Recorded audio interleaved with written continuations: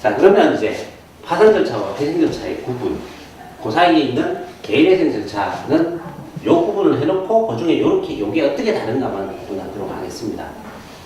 자, 거기에 가장 큰 핵심이 아까 이제 제1쪽 목적 부분을 읽어봤는데, 목적에 나오는 것처럼 효율적인 회생을 도모하는 것, 이게 바로 회생 절차의 목적입니다. 효율적인 회생.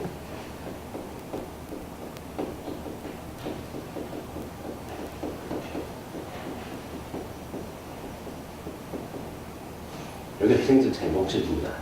다시 살 기회를 주겠다, 이런 뜻입니다. 그럼 어떤 방법으로 줄 수 있을까요? 채무액 자체를 그대로 부담시키고 이자를 계속 내게 하면 답이 없다는 거죠.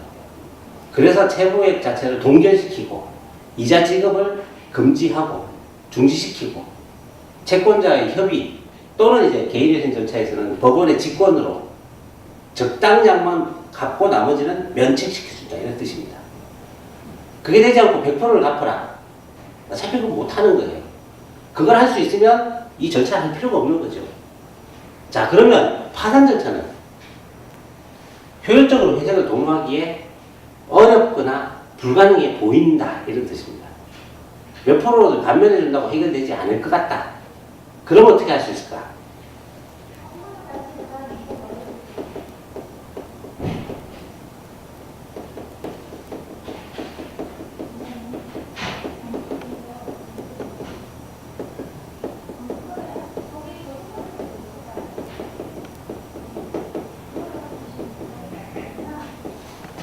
있는 채무자의 재산을 공정하게 채권자한테 환가라 하면 돈으로 바꾼다는 뜻입니다. 재산 자체로 줄 수는 없으니까 다 돈으로 바꿔서 공정하게 비율대로 배당해주고 나머지는 면책시켜주자. 그게 파산 절차입니다. 이게 여기와 여기에 가장 큰 차이, 물론 이거는 요 중에 일부라고 했습니다. 그래서 당연히 이쪽과 회생 쪽과 파산 쪽은 완전히 다르다, 이 뜻입니다. 이쪽은 효율적으로 다시 살아날 기회를 부여합니다. 변제를 해가면서. 여기는 남아있는 재산 중에 채권자들한테 줄 수 있을 만큼만 공정하게 나눠주고 끝을 내자, 이 뜻입니다. 당연히 여기에도 면책의 의미가 뒤에 붙어 있고 여기도 면책의 의미가 뒤에 붙어 있습니다. 나머지에 대해서 면책합니다. 다만 절차로는 3편의 파산 절차 뒤에만 규정되어 있습니다. 면책이. 그러나 여기도 면책은 해당합니다. 똑같이. 왜냐하면 100% 변제하는 게 아닌 한 남는 게 있으니까. 가끔은 때로 100% 변제를 할 때가 있긴 해요. 근데 그 100% 변제라는 것도 이제 통상적인 이자까지 100%를 다 변제하는 경우는 한 번도 본 적이 없고요. 원금만 100% 변제하는 경우까지는 있어요. 그것만 해도 채무자한테는 이자 부담이라도 줄여주는 거죠. 그 이자 부분이 이제 늘어나기 시작하면 어차피 변제가 계속 한계에 부딪히니까 그 늘어나는 이자라도 빼주면 원금을 뭐 예를 들어 1억 원을 한 달에 뭐 100만 원씩 100개월을 갚으면 1억이 되겠죠. 그러나 실제로 1억 원의 이자가 한 달에 100만 원 더 나오죠. 연체 빠지면 더 나옵니다. 그래서 100만 원 줘봐야 이자도 못 깎는 거예요. 늘어나요. 거꾸로. 이거를 해결해 주는 게 회생 절차입니다. 근데 이제 파산 절차는 그거 자체도 할 수 없구나라고 판단하는 거예요. 100만 원 낼 능력이 어딨냐 이거지. 100만 원 낼 능력도 없는데 100만 원 내게 만든다고 내지는 것도 아니고 있는 재산 자체도 다 털어줘도 답도 없고 그러면 있는 것 중에 최소한의 생존, 생계를 위한 부분 빼고 나머지는 털어서 나눠주고 이걸로 끝을 냅시다. 차라리 그래야 그 사람이 또 다시 뭔가 직장 생활을 하든지 직업 생활을 하든지 아니면 뭐 사업을 하든지 어쨌든 기회를 가지고 가족 생계를 꾸릴 수 있지 않을까. 네, 이렇습니다. 이게 가장 큰 차이입니다. 물론 구체적인 차이, 절차에 들어가면 또 차이가 나긴 합니다. 이런 차이, 저런 차이 있습니다. 네, 그러면 구체적인 절차 부분에서 몇 가지만 얘기를 한번 해보겠습니다. 회생 절차는 통상적으로 가장 중요한 게 무엇이냐 하면 채권입니다. 채권.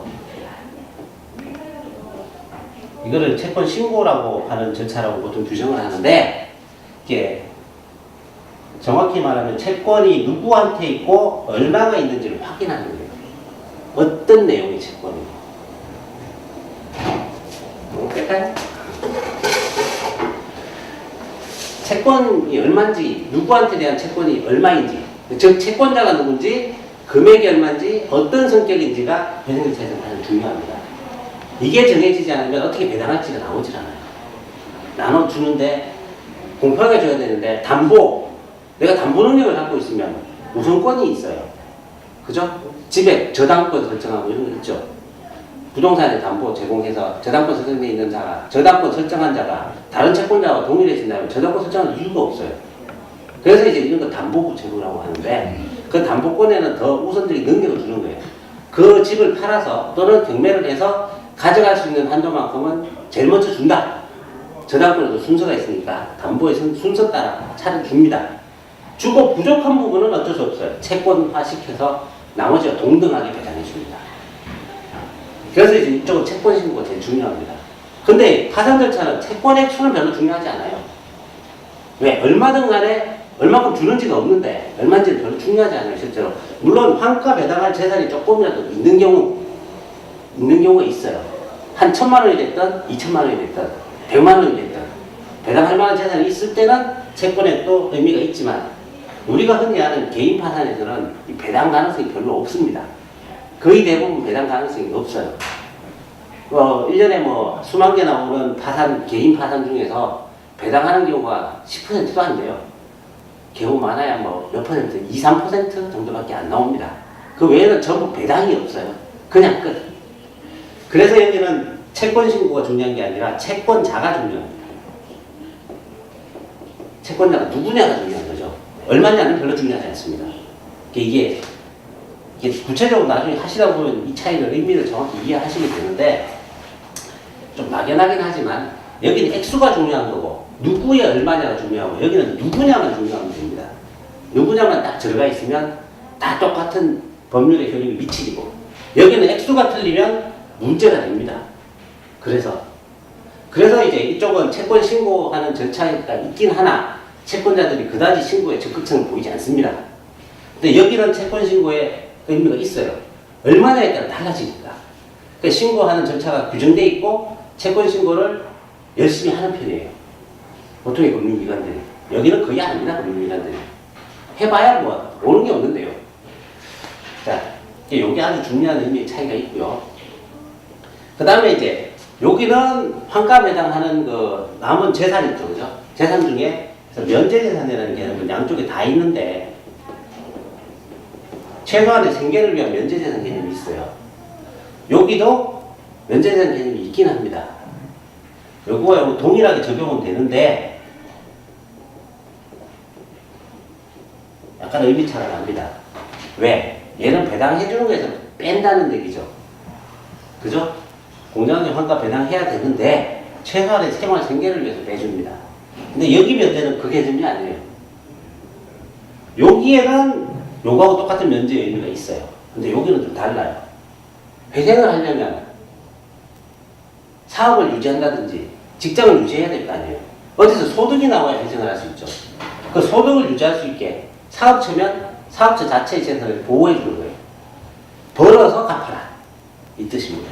근데 여기는 벌어서 갚아라가 아니라 최소한 생활을 위한 부분만 빼준다, 이 뜻입니다.